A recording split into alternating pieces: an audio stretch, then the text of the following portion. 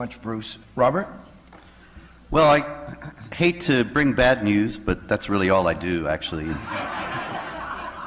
The fact is, people have been asking me yesterday and today, as well as at pretty much everywhere else that I speak, what can we do to encourage the moderates?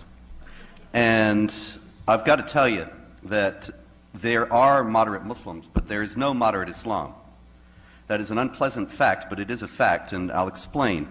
Now, moderate Muslims, people usually assume that that means Muslims who believe different things from the jihadis, that they don't believe that it is part of their religious responsibility to wage war against unbelievers. They don't believe that they should hate Jews and kill them. They don't believe that they should subjugate women and non-Muslims as inferiors in the society under an institutionalized system of discrimination and harassment. There is actually no such Islam. People talk in the West and they take advantage of our ignorance about Islam to mislead people into complacency. I'll give you an example. There is a 512-page fatwa against terrorism by a Pakistani Islamic theologian named Muhammad Tahir al-Qadri. And about 5 or 10 times a day, Muslims write to me and they say, "You say Islam is not a religion of peace. You should read Tahir al-Qadri." So I did. And luckily, you know, it's the wonders of the internet age, I was able to get a PDF and search it. And so what I did was, I searched it for the Qur'an passages that exhort Muslims to commit violence and wage war against unbelievers. Because if he's really going to be presenting an alternative form of Islam, then it would be just commonsensical, would it not, for him to take up those passages and explain why Muslims should not take them as marching orders today. And I searched for chapter 9, verse 5, slay them wherever you find them. Chapter 4, verse 89, slay them wherever you find them. Chapter 2, verse 191, slay them wherever you find them. Chapter 9, verse 29, fight against the Jews and the Christians until they're subjugated and pay the tax. Chapter 47, verse 4, when you meet the unbelievers, strike at their necks, behead them. And others of that kind. 512 pages, he never mentioned any of those verses. Now, do you understand the implications of that? This is supposed to be a piece saying that terrorism is wrong and Muslims should not engage in it, and he never addressed any of the justifications that the jihad terrorists use to show that what they're doing is Islamically correct.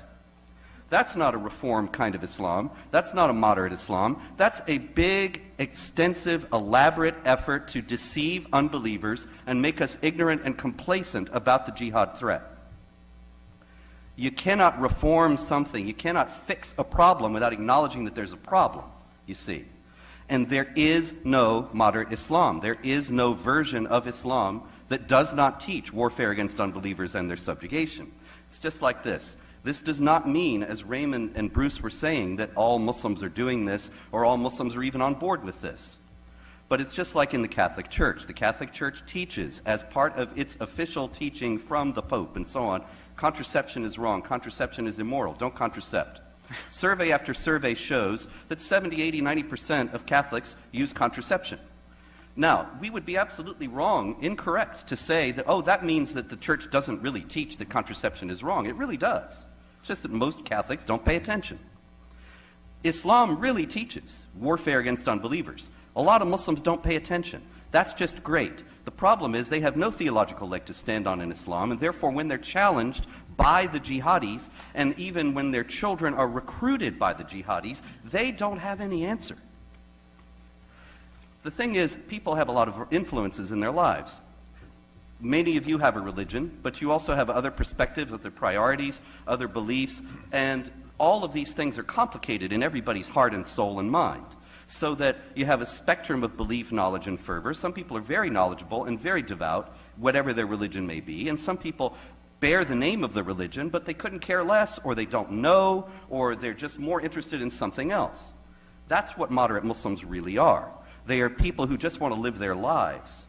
If you talk about Muslims who are aware that the Quran and the example of Muhammad and Islamic law all teach warfare and conquest and subjugation of unbelievers, and who reject that, and who say that must not be done, you're talking about maybe 5 or 10 people. I mean worldwide. out of 1.6 billion. Zuhdi Jasser and his friends. If you want to talk about actual Muslim reformers, it is exactly that way. But if you want to talk about Muslims who just aren't going to take up arms against us at any time, well, that's millions upon millions of people. The problem is, when the chips are down, where will they side? They will side with the Muslims who are waging war. That is where their allegiance is. They probably won't do anything.